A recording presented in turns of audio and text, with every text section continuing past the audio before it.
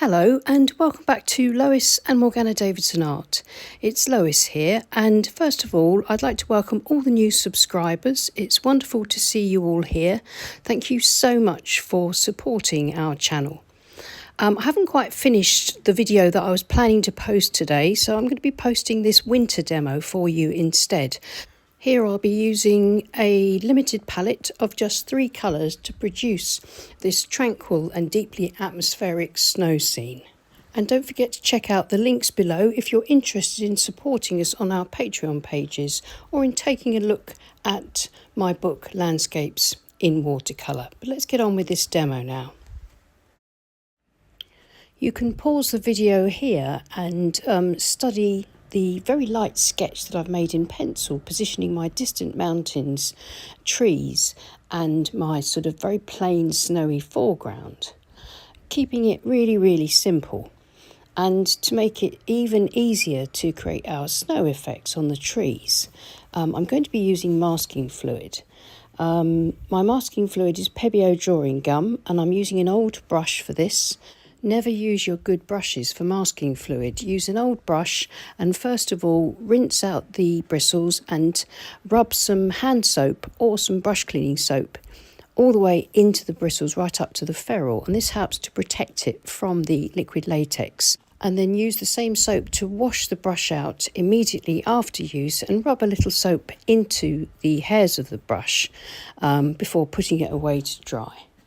So you can see here I'm just using these little dotting and dashing motions to apply the masking fluid here and there over my tree outlines. And if you can pause the video here, you can see where I've put the masking fluid because it's a pale blue colour. I need to leave it to dry completely, and that should protect the white of the paper. So I'm going to wet my page all over.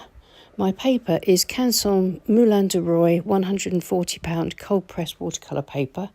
It's taped to my board, and my board's at an angle of about 20 to 30 degrees. So I'm using a large wash brush. Any large wash brush will do, but mine is a Princeton Aqua Elite 1.5-inch mottler. And now I'm going to be painting my sky. This is indigo with a touch of light red or Venetian red. Using horizontal brush strokes, creating a graduated wash, darker across the top, lighter towards the horizon, a little bit darker across the land where the trees are, lighter again for the snow, then a bit darker across the bottom of the tape. This is indigo. And now I'm adding a little bit more of the Venetian red or light red. You can see to get that kind of really lovely pinkish glow. It really works well with the indigo. Just strengthening up a little bit of tone. It's all softly diffusing into the page, so across where my land is, just to start off the values there, keeping it sort of all light to mid value at the moment. That's where my distant mountain will be.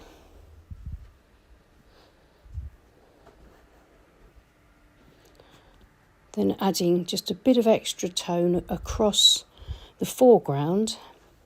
So you can see how I've got my indigo and light red across the top. It's fading out as we come down to the horizon and then getting a little bit darker. And now adding just a little bit of tone to that tree area, and then I've dipped into almost tube consistency sepia and indigo, and I'm using the corner of my brush and I'm painting in as much of those tree branches as I can. Of course I can paint over the masking fluid because that will protect my areas of white, but I still don't want to completely block that whole area in, and I want to try and follow the direction of my tree branches if I can, trying to sort of just get in little hints of the tree trunks here and there, trying to maintain that distinctive shape that these trees have. This particular stand of trees has sort of upward bending branches, and I'm trying to sort of indicate that. And then moving across again with this same rich paint, putting in a little bit more darker, firmer detail in the distance for distant lines of trees. And then using a clean damp flat brush to run across the bottom of those areas. That softens it back, gives me a nice clean line, so I've got the top of my hill and it pushes these back further into the distance. And so I'll continue building up the distance and the shadows in and around the trees until I'm happy with it.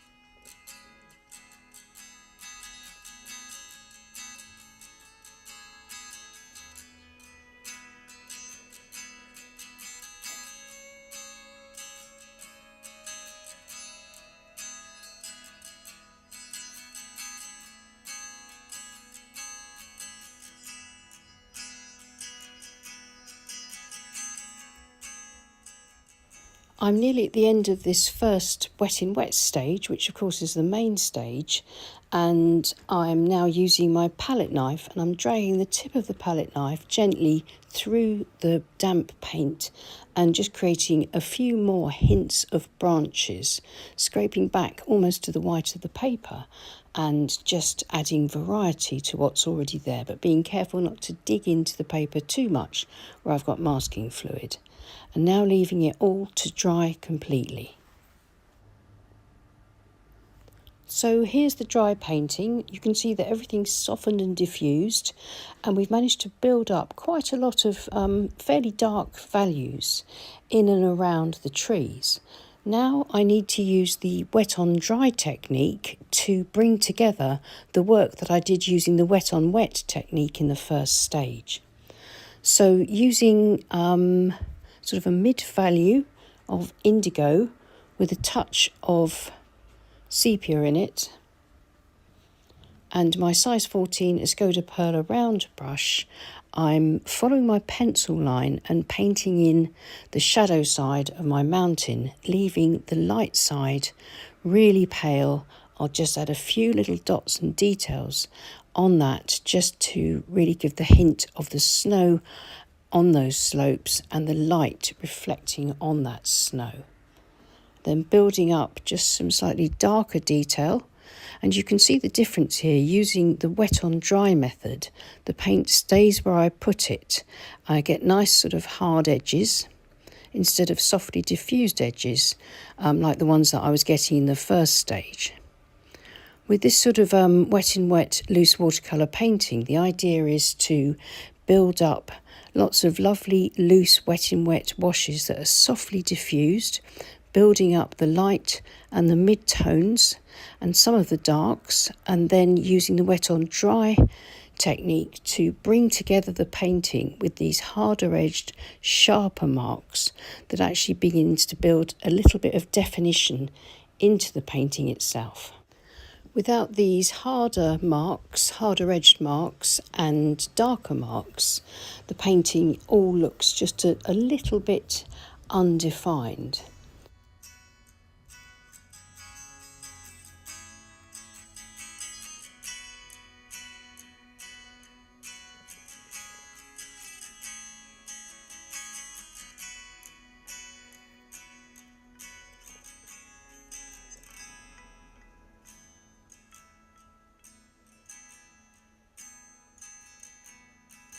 It's important at this stage to make sure the painting is left to dry completely, because I now need to remove the masking fluid.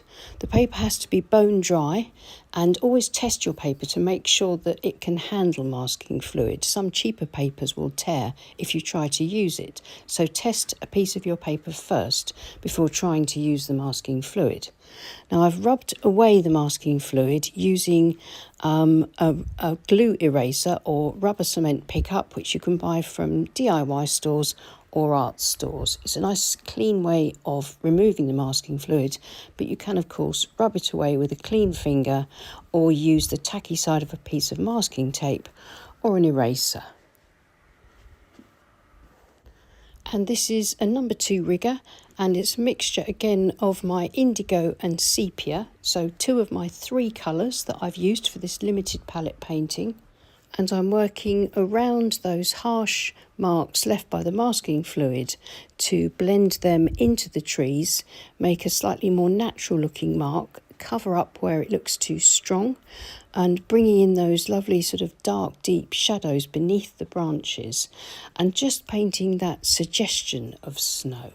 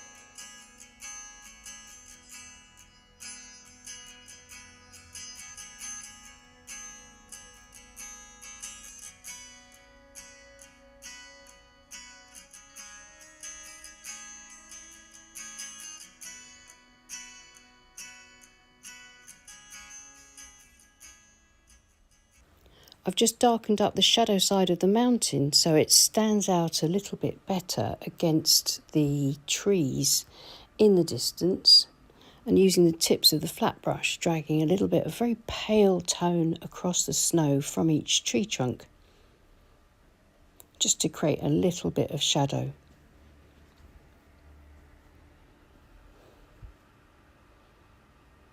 And a final touch, as soon as my trees are bone dry, I've mixed up a really weak watery glaze of Venetian red. You can barely see any tint in it, but I'm glazing that over the white masking fluid marks that are left, and this just gives them that little bit of glow and brings the painting together and softens back the very bright white marks, putting them into a bit more shadow. So that's the finished painting. And when I remove the tape and show you how it looks when it's not in the bright lights of my studio, how the colours really do look in real life, hopefully you'll begin to see how beautiful this limited palette of 3 colours is. Indigo, Venetian red and sepia. It really works beautifully for a tranquil snow scene like this. And if you've enjoyed this demo, you may be interested in taking a look at my book, Landscapes in Watercolour, Techniques and Tutorials for the Complete Beginner. It's packed with 10 projects and lots of useful information on basic techniques for you and more advanced tips and techniques too. So follow the links below if you're interested in taking a look. Well, I hope that was helpful, and maybe you might like to use this idea to paint your own Christmas cards or holiday cards with the winter holiday season fast approaching. So if you enjoyed the video, then I'd love it if you could click on the thumbs up button. And also, if you're new here or if you haven't subscribed to our channel, it would be wonderful to have you as a part of our art community. It's free to do, and it really does help with our reach here on YouTube. And if you'd like to support the channel, then you could click on the super thanks button with our grateful thanks, or come and join us on Patreon. There's links to my Patreon and Morgana's in the description below. And don't forget, you can get the reference photograph there for this demo and the advert free demo too. And of course, a huge thanks to everybody that does support us on Patreon. We couldn't run this free YouTube channel without you. So I'll see you again soon. Take care and happy painting. Bye.